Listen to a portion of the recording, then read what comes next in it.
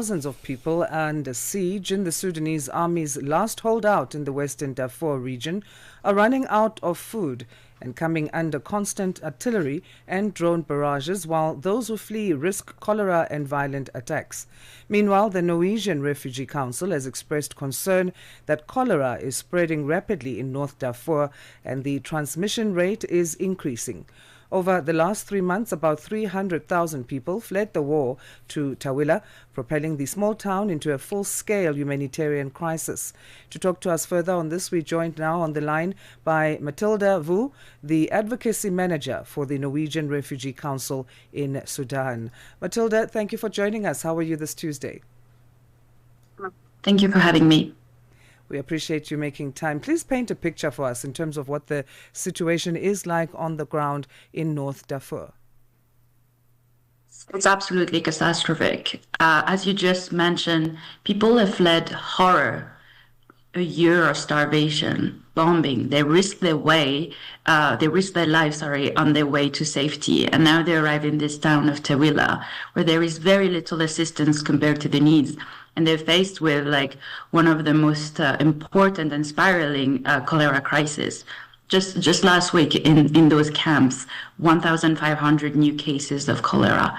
This is completely getting out of control. And this is a very, very dangerous disease that can kill. So people are completely deprived of everything to the basics, and they really fear for their lives. How are humanitarian organizations coping with the situation, and what additional assistance is needed? We're completely overwhelmed. There are a small number of organizations like mine who are working in Tawila right now, working day and night, and we're not even managing to contain the epidemics.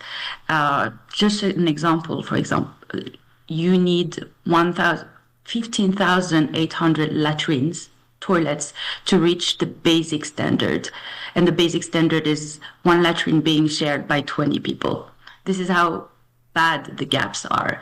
Like access to water is terrible, access to sanitation, management of waste, and then let alone access to, the basics like food and health. We're just not there because we don't have the resources to do so. Do we know what about Tawila has propelled 300,000 people to flee the war into this town? Is it seen as safer than other areas in North Darfur? Comparatively, yes, it is. It is safer. It is the closest area to Al-Fasher. Al-Fasher is the capital of North Darfur, where the conflict has been raging now for non-stop since the beginning of the war, and where people have been besieged and bombed and starved. And so people have had no other choices but to flee to Tawila. They don't know anyone there. They live in makeshift shelter. And when I say makeshift shelter, they're just sleeping under cloth sometimes as the rainy season is going to start. And they just have no more money, no more energy, no more strength to go elsewhere. And this is where they're stuck.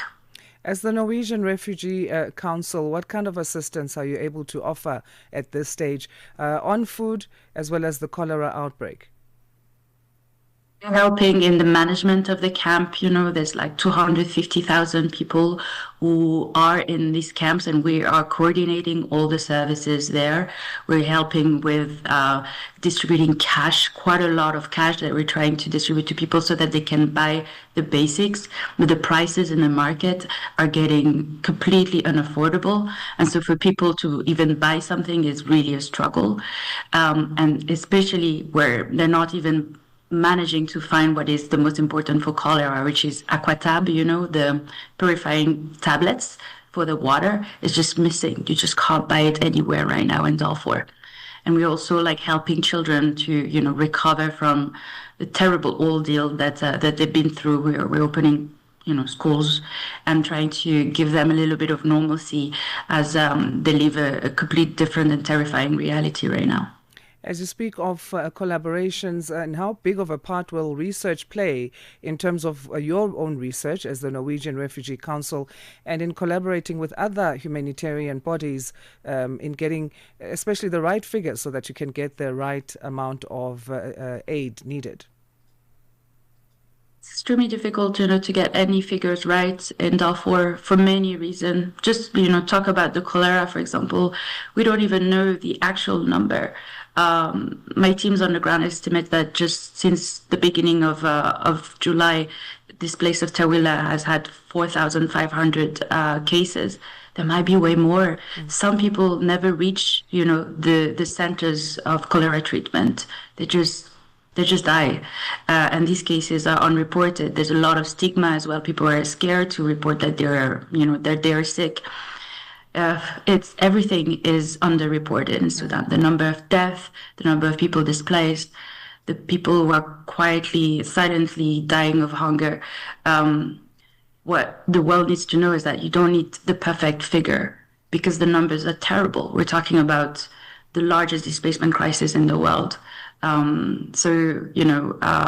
Doesn't really matter if it's a change of like hundreds of thousands. People are dying in Sudan, and there's just simply not enough resources at all to make them survive.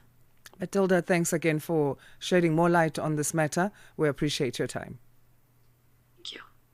Mathilde Vu is the Advocacy Manager for the Norwegian Refugee Council. They're operating in Sudan, tackling issues of food shortages there and a cholera outbreak that's rapidly increasing and is getting out of control. 7:30.